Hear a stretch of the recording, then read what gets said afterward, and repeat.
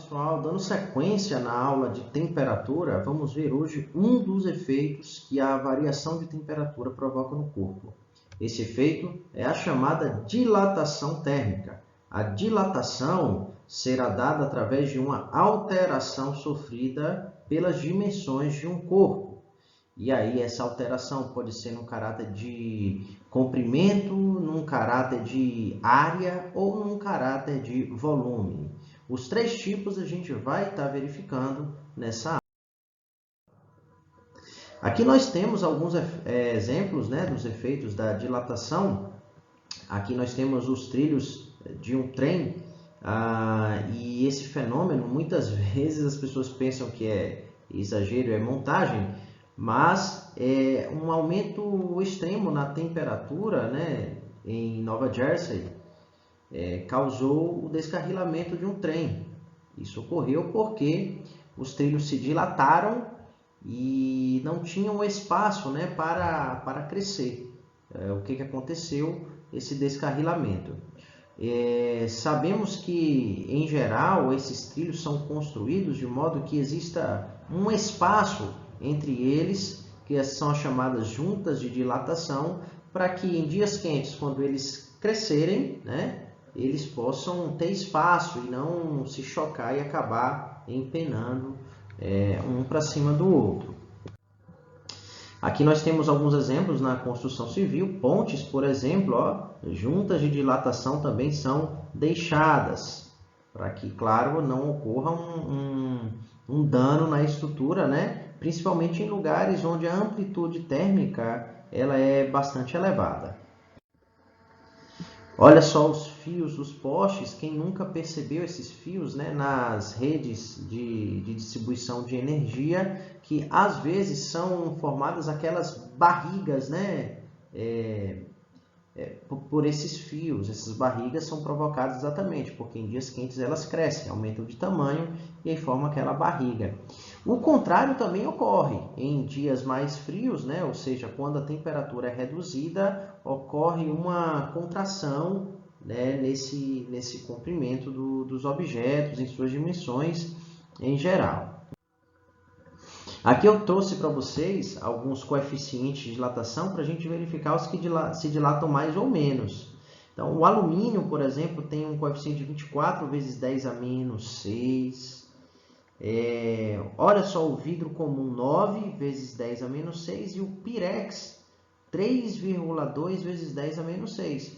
Isso aqui vai explicar o porquê que o vidro pirex ele é utilizado para ser levado ao forno, para levar ao forno algum alimento, justamente porque o seu coeficiente de dilatação é menor. Isso significa que ele vai sofrer um efeito menor a uma variação de temperatura. Então, se você levar um vidro comum, como o efeito que ele sofre é maior, ele vai acabar rachando. Então, o primeiro tipo de dilatação que a gente estuda é a dilatação linear, que está relacionado a objetos cujo comprimento é muito maior do que as outras dimensões, a altura, a espessura. Então, a gente vai considerar algumas situações como uma dilatação linear. Quais são os fatores que influenciam nessa dilatação? Bom, foi observado que a natureza do material, aquele coeficiente que eu falei no slide anterior, influencia o tipo de material, que é o chamado coeficiente de dilatação linear, esse alfa. O seu tamanho inicial vai influenciar. Aqui eu tenho um L0, ou seja, o comprimento inicial vai influenciar. E o ΔT, a variação de temperatura, também vai influenciar. Quanto maior a variação de temperatura, maior vai ser essa dilatação. Então, vai depender diretamente dos três aí, Às vezes, em algumas questões, é perguntado não apenas a dilatação, mas o comprimento final. Então, se a gente for verificar bem, olha só o que acontece. O ΔL, que é uma variação no comprimento ou dilatação, ele é escrito como a diferença entre o comprimento final e o inicial. É claro, se você tem um objeto que media 10 metros e agora ele passa a medir 10 metros e meio, né, a dilatação sofrida por ele é exatamente de 10,5 metros menos 10, que vai dar o meio metro, né? Então, eu desmembrei esse ΔL em L menos L0, e aqui mantive do outro lado. Passando esse menos L0 para o outro lado, ele passa positivo, né? E aí eu obtenho uma expressão, ó, para o comprimento final do objeto após ele ser submetido a uma variação de temperatura, né? Colocando esse L0 em evidência, fica L0 vezes 1 mais alfa delta t. Você pode utilizar essa equação aqui, ó, de cara, se de repente uma questão perguntar qual é o comprimento final de uma barra depois dela ser submetida a uma variação de temperatura. Outra coisa que eu queria falar para vocês é que esse ΔT, como também é uma variação de temperatura, ele pode ser positivo ou negativo.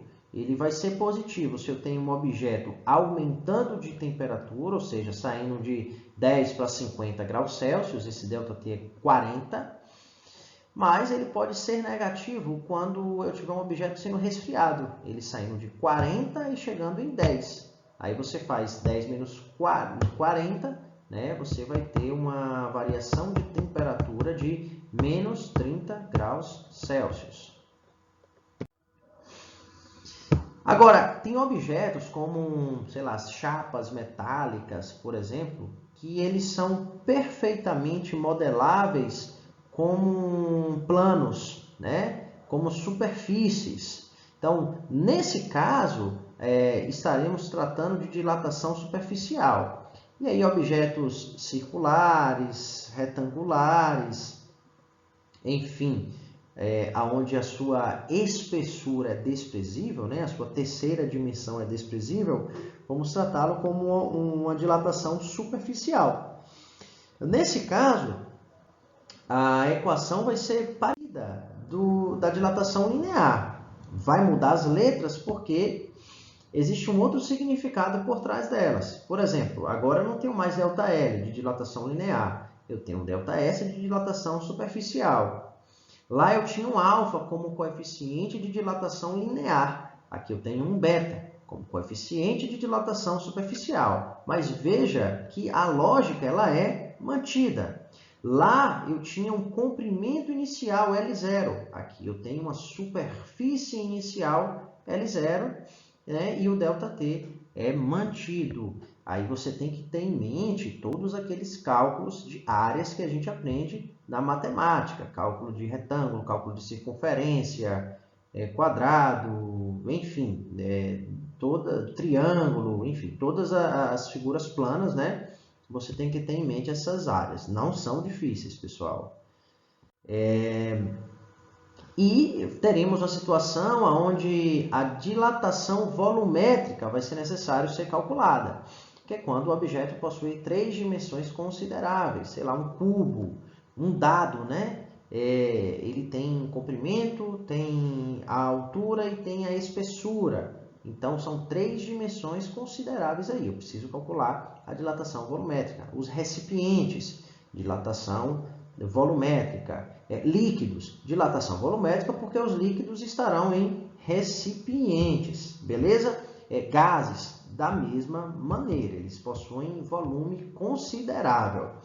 Então, da mesma maneira, vamos modelar, ó, essa dilatação, né? Agora, um ΔV como um coeficiente gama vezes a sua quantidade inicial, no caso, o seu volume inicial, e a variação de temperatura ΔT. Aqui eu especifiquei para vocês todas essas letrinhas aqui, tá bom? Só lembrando que a unidade de medida do coeficiente de dilatação é o grau Celsius a menos 1, tá? Tanto para linear, como para superficial, como volumétrica, esse coeficiente de dilatação é grau Celsius a menos 1. Aqui eu coloquei também uma relação para vocês terem cuidado, porque em geral nas questões é informado, né, o coeficiente de dilatação linear, o alfa, dos objetos, dos materiais. Então, existe uma relação entre alfa, beta e gama. Por exemplo, alfa eu estou trabalhando em uma dimensão, beta em duas, né? Então isso significa que o coeficiente beta ele vai ser o dobro de alfa. Da mesma forma, relacionando gama e alfa, bom, como gama é em 3 dimensões, gama vai valer o triplo de alfa. Mas acontece algumas situações de você ter que relacionar o beta e o gama, né, onde o gama ele equivale a 3 meios de beta, ou seja, ele é 1,5 vezes maior. Como é que eu provo isso? Eu vou provar no slide para vocês, fazendo o seguinte, ó, isolando o alfa, né, dessa relação daqui de trás, da relação. Bom, isolando o alfa das duas relações que eu mostrei lá atrás, né, eu tinha beta igual a 2 alfa, então isolei o alfa. Eu tinha gama igual a 3 alfa, isolei o alfa. A gente pode igualar as duas, ó, beta sobre 2 igual a gama sobre 3. Por quê? Porque os dois equivalem a alfa, né? Então, isolando o gama aqui, esse 3 vai passar para o outro lado, gama igual a 3 sobre 2 de beta, já aqui demonstrado. Uma outra aplicação da dilatação são os chamados termostatos. Eles vão se utilizar de lâminas bimetálicas. O que é uma lâmina bimetálica? O nome já diz. Eu tenho dois materiais diferentes. Se são dois materiais diferentes, eles possuem coeficientes de dilatação diferentes. O que isso vai significar? Se essa lâmina for submetida a uma variação de temperatura, teremos dois materiais colados, submetidos à mesma variação de temperatura. O que isso vai significar? Como a natureza deles é diferente, eles vão reagir de maneira diferente. Então, o que nós vamos considerar aqui? Por exemplo, uma barra de cobre, que possui o mesmo comprimento de uma barra de alumínio a 20 graus Celsius, você vai lá, vai fazer um corte dessa barra, né? E depois vai submeter as duas a uma variação de temperatura de 80 graus, ou seja, vai sair de 20 para 100. O que vai ser percebido aqui? Que a barra de alumínio ela vai acabar crescendo mais do que a de cobre. Isso significa que o alumínio possui coeficiente de dilatação maior que o cobre. Agora, se eu conseguir grudar essas duas barras, a gente vai ter um efeito interessante, porque como elas não se descolam, elas vão começar a envergar. E vão envergar para qual lado? Bom, vão envergar no sentido do metal que possui menor coeficiente de dilatação. Por quê, professor? Veja bem, aquele que crescer mais, né, ele vai fazer uma circunferência de raio maior do que aquele que crescer menos. É só a gente conseguir, ó, gente, projetar aqui, ó. Aqui tem um alumínio que tem coeficiente de dilatação maior e aqui a gente tem o cobre que tem coeficiente de dilatação menor. Então, como ele vai crescer menos, ele vai ficar por dentro. E o alumínio, como ele cresce mais, ele fica por fora. É só você pegar e traçar duas circunferências, né?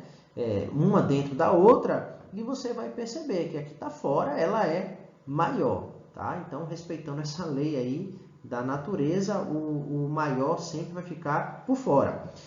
O efeito contrário vai ocorrer quando houver uma redução de temperatura, que nesse caso, que tem coeficiente de dilatação maior, ele também vai diminuir o seu tamanho numa quantidade maior do que o que tem o coeficiente de dilatação menor. Tá bom, pessoal? Então, o material que possui coeficiente de dilatação maior, ele é mais sensível à mudança de temperatura, tanto para crescer quanto para diminuir as suas dimensões. Aqui uma aplicação do ferro elétrico, né? Onde ele é constituído por uma lâmina bimetálica de latão e de invar, né? Que é uma liga composta de ferro e níquel.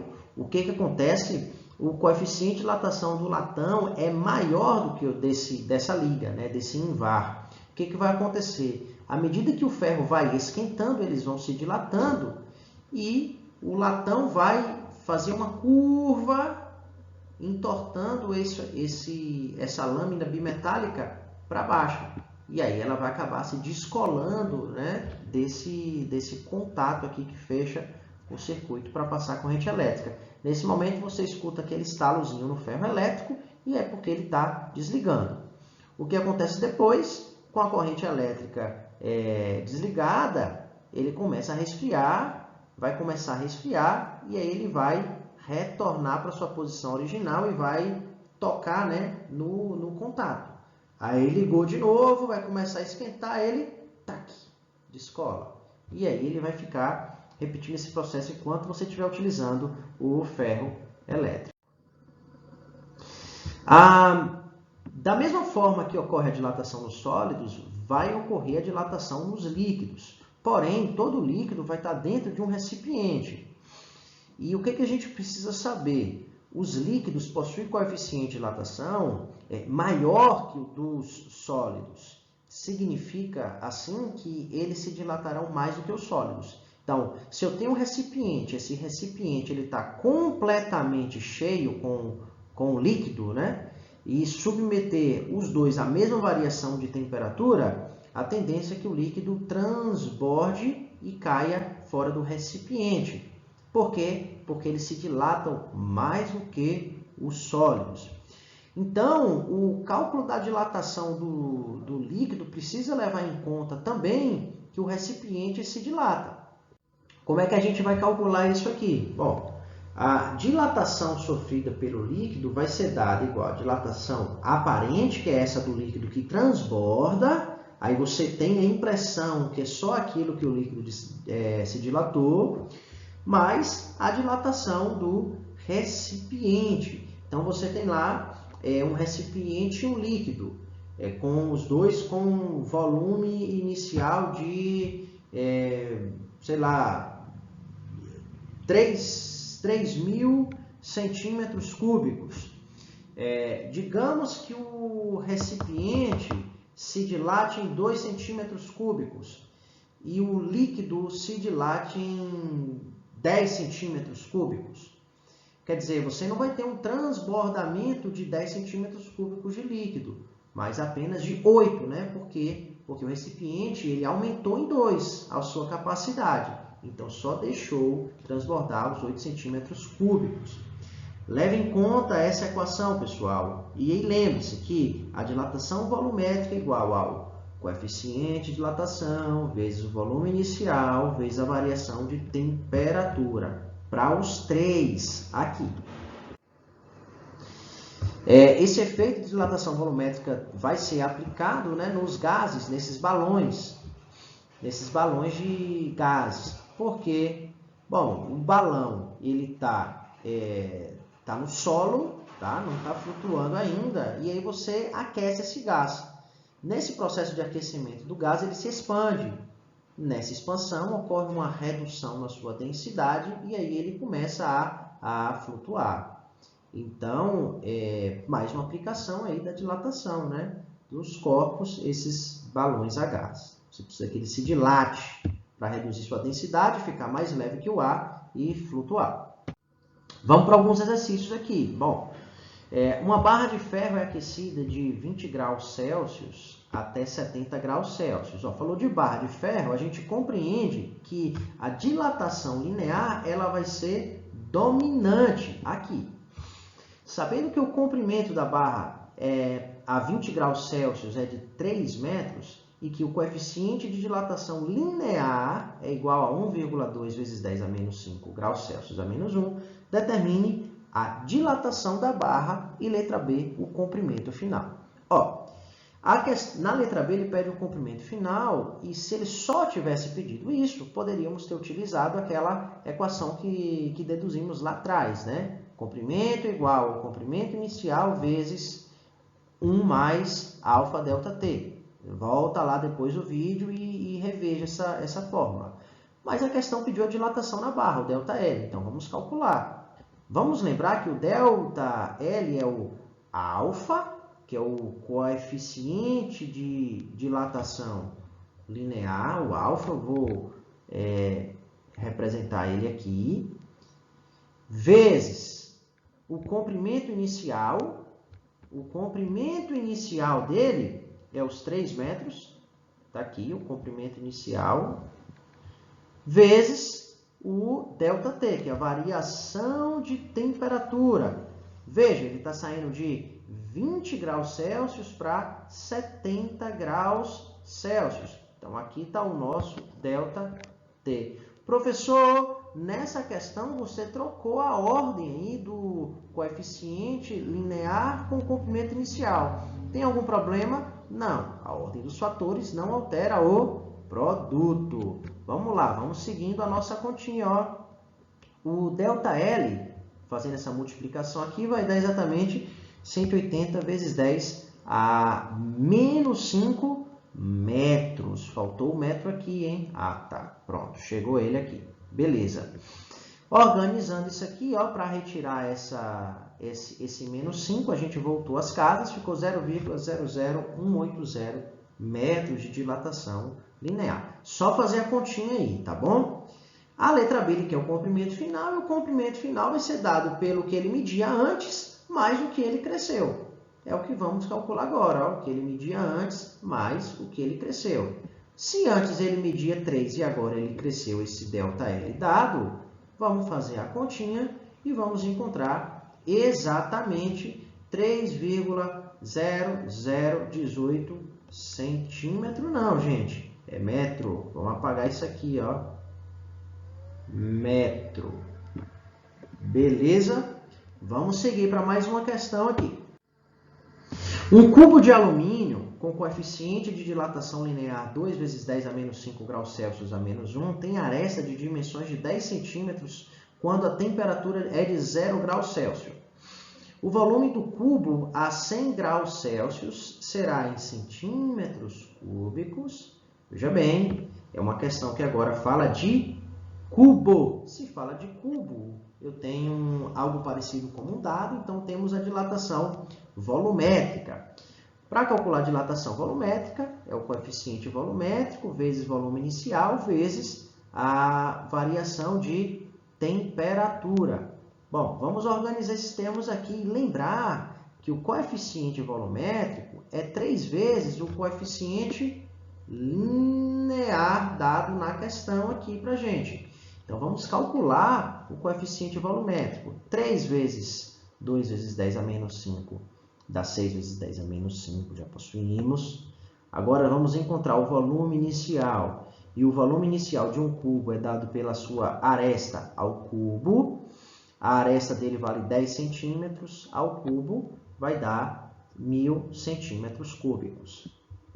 E o ΔT, claro, é a variação de temperatura final, que é o 100, menos a inicial 0, que dá 100 graus Celsius.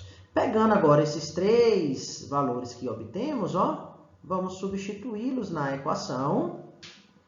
ΔV, fazendo a continha aqui, deixando a notação, a potência para multiplicar depois. Ó, primeiro eu fiz 6 vezes 1000 vezes 100, deu esse valor de 600.000. Organizando esses termos, dá um resultado de 6 centímetros cúbicos, né? Se eu comecei a questão em centímetro, a minha resposta tem que estar, né, numa unidade relativa a centímetro. Bom, se a variação do volume foi de centímetros cúbicos, como é que eu posso encontrar o novo volume dele? Vai bastar a gente somar, né, o que ele tinha antes, mais o que ele se dilatou, que a gente calculou agora. Então, fazendo a continha, ó, 1000 que ele tinha antes, mais 6, vai dar 1006 centímetros cúbicos. Tá vendo como é fácil, pessoal? É só fazer passo a passo a questão e sem pressa, com muita atenção, sabendo as fórmulas de áreas e volumes, que as coisas vão dar todas certas para vocês. Vamos lá, para a gente poder finalizar. Um recipiente de vidro com a capacidade de 3.000 centímetros cúbicos está completamente cheio com líquido a 0 graus Celsius. O conjunto é aquecido até 100 graus Celsius e observa que 15 centímetros desse líquido extravasa pelo recipiente. Está falando de líquidos, vamos ter que lembrar que no líquido você tem a dilatação do recipiente mais a do próprio líquido. Considerando-se o coeficiente de dilatação linear do vidro como sendo a constante no referido intervalo térmico igual a 4 vezes 10 a menos 6 graus Celsius a menos 1, qual o coeficiente de dilatação real desse líquido? Bom, vamos lembrar o seguinte, quando a gente trabalha com líquidos, nós temos que a dilatação real do líquido é o que ele transborda, né, mais a dilatação do recipiente.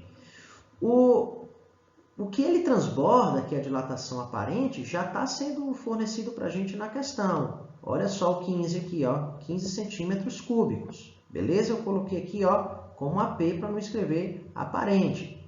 Agora estamos em busca da dilatação sofrida pelo recipiente. Bom, a dilatação sofrida pelo recipiente, nós vamos precisar do coeficiente de dilatação volumétrica do recipiente, que é feito de vidro, o volume inicial do recipiente, que é 3.000 centímetros cúbicos, né? Ele está completamente cheio com líquido, e o ΔT ele vai sair de 0 para 100 graus Celsius, então a gente tem um ΔT de 100. Vamos lembrar também que esse gama ele é 3 vezes o valor linear e a questão forneceu o valor linear. Então, vamos precisar multiplicá-lo por 3. Vamos substituir aqui na equação, ó, e eu estou fazendo essa multiplicação já aqui dentro, 3 vezes o valor linear, para achar o gama, vezes o 3.000, vezes os 100 agora. Fazendo essa continha, nós vamos encontrar exatamente 3,6 centímetros cúbicos, né? Agora que nós temos a dilatação do recipiente e a dilatação aparente, nós vamos encontrar a dilatação real do líquido. Basta a gente somar os dois e vamos obter 18,6 centímetros cúbicos. Bom, de posse disso, a questão está querendo descobrir o coeficiente de dilatação real do líquido. Lembra que a dilatação volumétrica é dada por coeficiente de dilatação, volume inicial e o ΔT? Então, pronto. Esse ΔV nós acabamos de encontrar aqui. Então, vamos substituir nessa equação. O volume inicial nós temos, que é o mesmo volume do recipiente, já que a questão garante que o recipiente está completamente cheio, e o ΔT também nós temos. Então, vamos substituir e isolar esse gama. Bom, substituindo os termos aí, ó, a gente vai ter agora 18,6 igual a coeficiente do líquido vezes 300.000, que é essa continha fazendo aqui, né? E isolando o gama, a gente vai passar o 300.000 para debaixo do 18,6. E vamos obter um valor exato de 6,2 vezes 10 a menos 5 graus Celsius a menos 1. Está encontrado o coeficiente de dilatação do líquido. Beleza, pessoal? Eu vou finalizar a aula por aqui. E se você quiser estudar mais, vai assistindo os outros vídeos, tá bom? Um abraço aí para vocês. Até a próxima.